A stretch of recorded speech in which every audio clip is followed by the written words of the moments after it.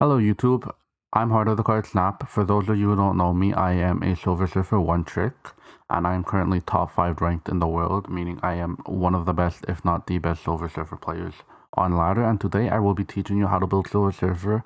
I'm going to use all the knowledge I built up from multiple seasons to very much teach you all how to play the deck, how to build the decks, and basically by the end of this I want you to understand the underlying logic of both the plays I make and the way the deck is meant to function. So to begin, we will be going over just some general key concepts of the decks and the different types of decks that have popped up. So firstly, the type of surfer I play is very much a low ball surfer or a more aggro type of surfer currently, where I call it aggro surfer because it's playing aggro cards like Gladiator, Negasonic, very much attacking with removal with Killmonger as well. There's also the ramp type of surfer, which tends to focus less on tech and more on power, even though it still has a good bit of tech cards within it. So the first thing to understand about a Silver Surfer deck is placement is really important from the get-go. From basically turn 2, you have to consider your placement because there's two main things that a Silver Surfer deck has to play around, which is you have to be able to set up a card lane basically at will. That is when you are at your strongest, when you can set up a card lane at will, whether that most often that would be on turn 5 if you're the Galacta buff it. And also notably, you want to be able to set up a brood lane at will, which means often you're doing your one lane with 3 slots just to play, just to have that threat of you playing a brood there, and your opponent knows that you can always just play 15 power there and they can't really do anything about it. Or if they can do something about it, they have to commit to it even if you don't end up playing that, which is a very strong line. So that's the first thing to understand, which is basically you're always setting up as if you have brood, as if you have Carter, and your early game to late game is with those two cards in mind always.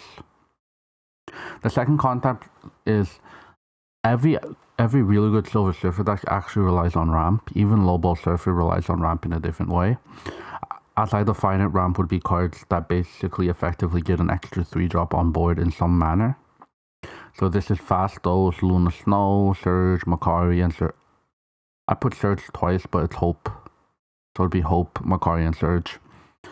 Each of them have different benefits. I would say Makari's biggest benefit is that she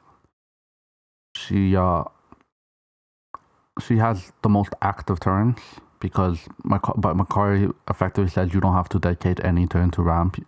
You can just play her out, still play herself out and get that extra 3-drop on board, meaning you have a bit more active turns, a concept I will talk about in the future. Surge is also a notably good tech card because she takes up the 2 drops. She's a notably good ramp card because she only takes up the 2-drop slot, meaning Surge allows you to still pretty much have your important active turns because your turn 2 is not really an active turn. So Surge and Makari are notably very good on active turns. A card like Fastos, Luna Snow, and Hope very much have similar issues, where Fastos sacrifices 1 active turn, which is turn 3. Hope sacrifices 2 active turns because you have to both dedicate your turn 3 and turn 4 play to that single location. Luna Snow has her downsides of giving the opponent energy, and she also sacrifices 1 active turn, which is turn 3. I think Hope has the biggest cost because she's a 3-4 that you have to sacrifice 2 active turns with, which is a very big deal in terms of flexibility and your ability to kind of interact with your opponent. So I spoke a lot about active turns, but you probably have no idea what I'm referring to as active turns. So what active turns are is basically turns you can interact with your opponent while giving tempo. The easiest way to consider this is, imagine you have Hope and Red Guardian in your hand, and your opponent has played a Mobius. To play the Red Guardian, you are giving up your ability to play Hope, and Hope is not a good card to play late. So you're giving up your ability to ramp. Where something like Surge and something like Makari don't have that problem. To play that Red Guardian on turn 3, you are not giving up anything because your ramp has already been done, or it will do itself naturally with Makari. So very much an active turn is just turns you can interact without giving up much. Most often your active turns playing Silver Surfer are turn 3, sometimes turn 4, but Galacta is often a setup turn for that. And then turn 5 and turn 6 you have these active turns where you can kind of play whatever tech cards you need to kind of mess up your opponent. So my deck's very much focused on focus on having these active turns, and when an active turn presents itself, very much I just try to maximize the value on board, meaning I might even early Killmonger if that's the best play I have, and I can see a lot of values out of Killmonger on 3, I'll play Killmonger on 3. If I can see a lot of value on Negasonic, a single card, I'll play Negasonic early. Basically, your active turns is just maximizing as much value as you can on those turns, and because you're not given that many of them, you're given between 3 to 4 active turns, sometimes 2 active turns, depending on the deck you're playing. So very much you want to be maximizing these points of interactions. Now, what setup turns are is basically turns you have to dedicate a specific play that is not interactivity to output power. Some ways setup turns present themselves is turn 2 is almost always a setup turn into the future because none of these 2 drops actually interact and it's too early to interact. Turn 4 is another setup turn where you're often playing Galacta. It cannot be a setup turn, but often you're basically required to put up a lot of power into making that a setup turn. Something like turn 5 and turn 6 often isn't a setup turn because you can do something like a US agent and a Killmonger, US agent and a Brood, and you're still very much putting power and a bit of tech on board. So yeah, those turns can be both setup and active turns in the later turns, or they can just be active turns, they can just be setup turns depending on the board state. And something like a Brood you can also offload to the last turn, not playing it on turn 5, instead playing it on turn 6. Which will allow you to kind of switch your active turns between turns, which is an important concept. And sometimes it's better to play a Negasonic on turn 5 than it is turn 6, and then you can Brood last turn, and then you basically put out a lot more power output because you switched up your active and setup turns between themselves. So setup turns is very much these turns dedicated to power. Active turns or turns that are dedicated to interactivity. Now that you understand basically how the pilot logic works, let's go into a bit of the deck building logic. So the deck building logic is very simple. Silver Surfer very much wants to increase its energy efficiency and power because while 3 drops are very consistent, you have these certain turns where you can't play 2 3s naturally, or it's not 1 3 naturally. So there are certain turns where there's a bit of energy inefficiency, and maximizing that energy efficiency in a way that gives you as much power or as much interactivity into the meta is very good. So Silver Surfer usually dedicates 4 total deck slots to this. Depending on your deck list, there is 2 common ways to do this. There is you can have 2 2-drops and 2 4-drops, which would be a Ramp Surfer. Usually in this type of Surfer, you want to be running like a Surge and a Fastos, or a Surge and a Hope, or a Surge and a Luna Snow, to very much have 2 different options to ramp into cards. And this allows you to play a bit of a heavier curve because your later turns are getting ramped into 2 3-drops instead of the 2 drops. The other way to do this is you're saying, okay, I'm not to put any ramp cards in my deck, but I'll make up for it by having consistently 2 2-drops in a game. And the best way to do this is to do a 3-1 curve, which is basically you put 3 2-drops, so you consistently draw your 2-drops more often than not. And then you put 1 4-drop, which is Galacta, in the deck. And that's basically how you maximize your energy efficiency in this case. Lobo Surfer is much more consistent in basically every turn, except for turn 4, where Ramp tends to be more consistent in turn 4 because they can play either Gwenpool or something like a Galacta, meaning their turn 4 is more efficient, but at the cost of having a bit less of active turns to very much mess up your opponent. In terms of Ramp is ran in pretty much all Silver Surfer decks. The deck pretty much does not output enough power if you're not ramping in some way. So, and the reason for this is because what Ramp effectively does is increases the volume of 3-drops on board, meaning Silver Surfer just plays for bigger. And by having an extra 3-drop on board, often you're putting out more net power. Usually this has 1 to 2 dedicated slots to it. Something like a Fastos and Surge would mean 2 dedicated slots to ramp. Something like a Makari would mean 1 dedicated slot to ramp. My preference tends to be I like 1 dedicated slot to ramp if it's just Makari, or 2 dedicated slots to ramp if it's something like a Surge Fastos. Some decks even run 3 dedicated slots for ramp, which is like a Makari, Surge, and Fastos. which is not necessarily a wrong option either, but it is dedicating a lot to your ramp when you could be dedicating slots to other aspects. Something that ramp actually falls into, not all of them, but some of these ramp cards fall into them, is early 3-drops. What early 3-drops are, is they're 3-drops that are meant to be played early on in the curve. Good examples of this is Rocket and Groot. I find Negasonic is a early 3-drop, even if most people don't consider it an early 3-drop, that I very much like to play early. A Gladiator is something I like to play early rather than late most often. A Red Guardian is something you're often playing early to mess up the 2-drop scalers, and the list goes on and on and on. You want 3 early 2-drops most often. Sometimes you can push it to 4 just for hand consistency. Early 2-drops aren't always the best to play late. They do give up some power, but at the cost of you're getting a more you want 3 of them because you're getting a more consistent hand, and you have more consistent games you're actually in because you're playing enough early power or enough early disruption to kind of fall into that late game and be able to have a competitive game. In terms of late 3-drops are usually 3-drops in this deck that have way higher payoffs, but are a bit more finicky or a bit more clunky, and they're ideally played on turn 5 or turn 6 with some setup, and that's when you maximize their value. These 3-drops tend to have 3 or 4 in deck slots. There's a bunch of common ones. Sage is really common because he can get really big, but you kind of have to inbuild player late. Juggernaut's really common because he just wins the lane on the last turn, but you kind of have to inbuild play him late, meaning you have to dedicate your other slots to early 3-drops. Surfer's an obvious late 3-drop. You really want to play him on 3, and he almost always consumes one of these 3 deck slots. Brood is another card that you're almost always playing on turn 5 or 6, consuming another late 3 slot. So there's actually not the most flexibility in these late 3-drops, but they are more often than not the most impactful 3-drops you can play late game, and they put up a ton of power in relative to the early 3-drops. So what are the core Surfer cards?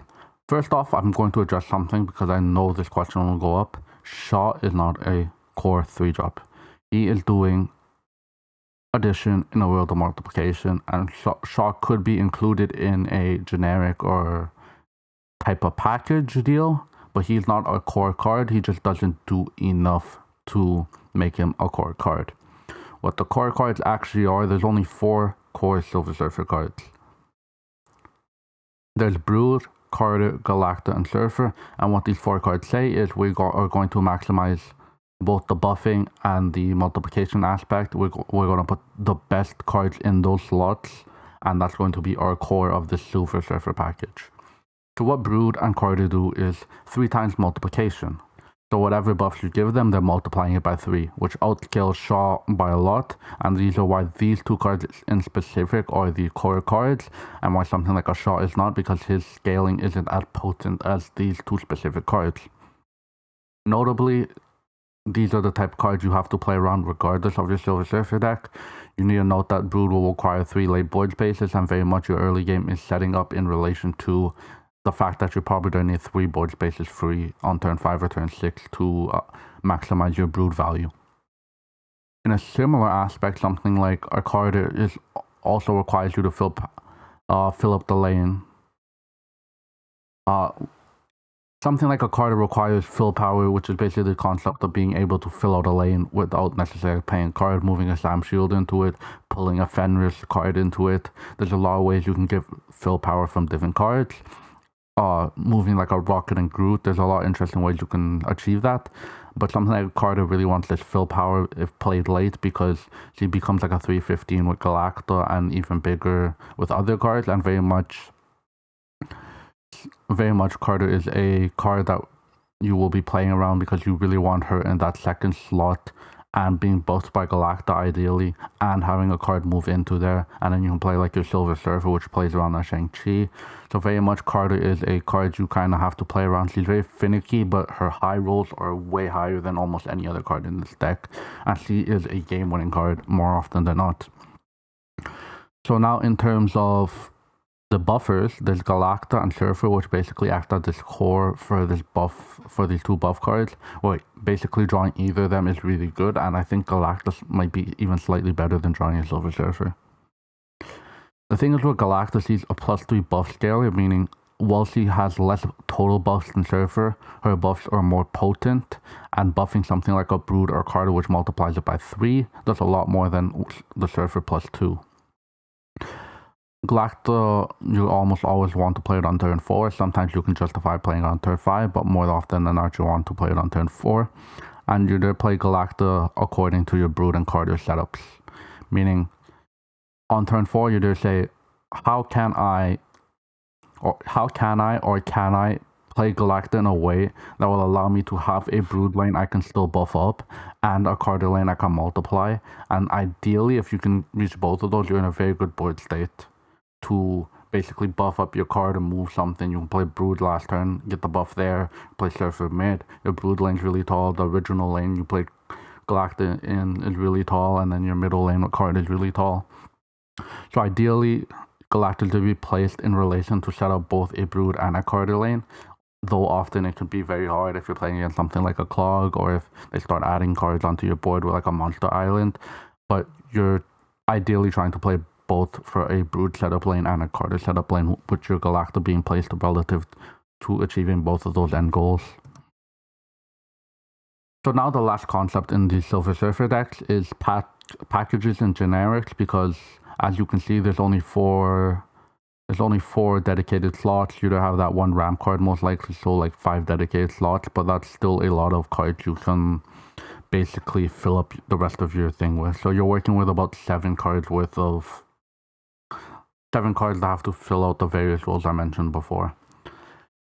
Something that people don't realize about this deck is that we don't build around 3 drops most often. Most of these decks don't build around 3 drops. Some of them do, but most often they don't build around 3 drops. 3 drops just aren't that important in a Surfer deck, as funny as it is. And that's because there are about a dime a dozen. There's a lot of good 3 drops, but like, how do you justify playing them? How do you make one better than the other? And that's the question this portion is basically going to solve. So more often than not, the 3 drops that end up in Silver Surfer are actually in Silver Surfer because of something we call build around 2 drops. And the Surfer decks are warped by the strongest 2 drops in the games and their synergies. A good example of this is I used to play Iron Patriot when he was -4. He was well far and above better than every other card. Macari was a synergy with Iron Patriot because you basically won that lane. Another really strong synergy with Iron Patriot was Rocket and Groot, which basically got a ton of value just from having Iron Patriot on board. And I kind of warped the way you had to play Silver Surfer because Iron Patriot was so strong, you needed to justify the easiest cards to justify were cards that worked well with him, like a Negasonic, a Juggernaut, a Rocket and Groot. So you saw a bunch of these generic pieces filling those roles for Iron Patriot because they specifically had either soft or hard synergies with how Iron Patriot kind of manipulated the game state. And going on to synergies, often these build around tools will either have soft synergies or hard synergies, which very much warps how often the best Silver Surfer decks are going to be made. So in terms of soft synergies, something I mentioned before, like an Iron Patriot and a Rocket and Groot is a soft synergy, because Rocket and Groot indirectly helped hit the requirements for Iron Patriot, and he also benefited from the dynamics created by Iron Patriot. The reason for this is he helped hit the requirement because you were playing a 2-3 into a 3-5, which was like a very strong play to do. So you probably hit your Iron Patriot lane there, and then you can move it out, so you're actually not dedicating that much power to that Iron Patriot lane itself. And then it benefited from the created dynamics because Rocket and Groot basically was a card that said, I really want my opponent to play here, and Iron Patriot is a card that basically said, your opponent really wants to play here. So by mixing them together, it was, your opponent really wants to play here, and I'm going to play a card that really wants to be played here. And then you kind of just won it like that. And that's why that dynamic was so potent, and I kind of loved that original deck until Iron Patriot no longer fit the Surfer curve and wasn't as strong as a 2-drop, which the deck got warped into another card I love, which is the Fenris package. And it's been a card I kind of fall back to when the state of 2-drops aren't as strong as like Iron Patriot. So for the hard synergies, something like a Fenris Wolf has a bunch of hard synergies where they're basically required cards to maximize the benefits of building around that 2-drop. Sometimes it's a 3-drop, rarely. And in terms of this, it would be like think about like a Fenris Wolf and a Gladiator, a Fenris Wolf and a Negasonic, a Fenris Wolf and a Killmonger. They're basically cards that say this 2-drop doesn't work without these, but it works very well with them. Something you can even fall into this, but this is more of a soft synergy, is how I play US Agent and Gladiator. US Agent basically makes Gladiator way safer, so Gladiator can hit bigger cards, which helps the Fenris. And you can see how both soft synergies and hard synergies, you can kind of, if you get creative, mix them together. And then you start getting this deck that is just hyper efficient in doing really unique lines, because it's providing, like, they're building, a bunch of the cards are building off each other in new and interesting ways. Now the last part of this thing is, often if you're considering all this, there'll still be leftover slots. Like with the hard synergies, with the soft synergies, you might get to like a 10 to 11 card deck, and this is where generic beasts come in. Why I call them generic beast is basically you're putting these cards in because they're an outlier that work independent of the rest of the game plan. The most common example of this and the most easy to understand example of this is Sage. Sage is just playing for like a 3-8 or 3-10 late in the game. He's just a beast, and she's an outlier in terms of power with no synergy. And she also particularly works well into the Galacta lane, which is something you would like more power in more often than not.